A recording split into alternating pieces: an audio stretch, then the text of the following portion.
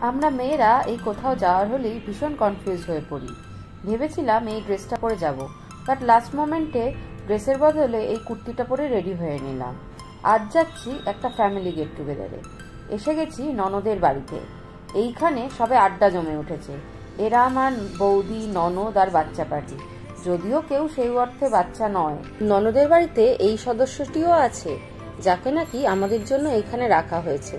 আগে বেশিরভাগই একান্নবর্তী পরিবার ছিল, তাই সবসময় একটা হই হই ব্যাপার লেগেই থাকতো। কিন্তু এখন বেশিরভাগটাই নিউক্লিয়ার ফ্যামিলি।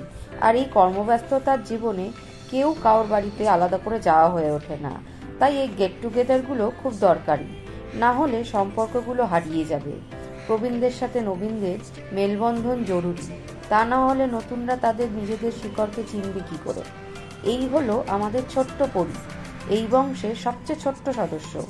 অনেক মজা, অনেক আড্ডা আর দেদার পেট পুজো করে এবার বাড়ি ফেরার সুন্দর কিছু মুহূর্ত নিয়ে আজকের ব্লগটা এই পর্যন্তই। দেখা হচ্ছে পরবর্তী ব্লগে।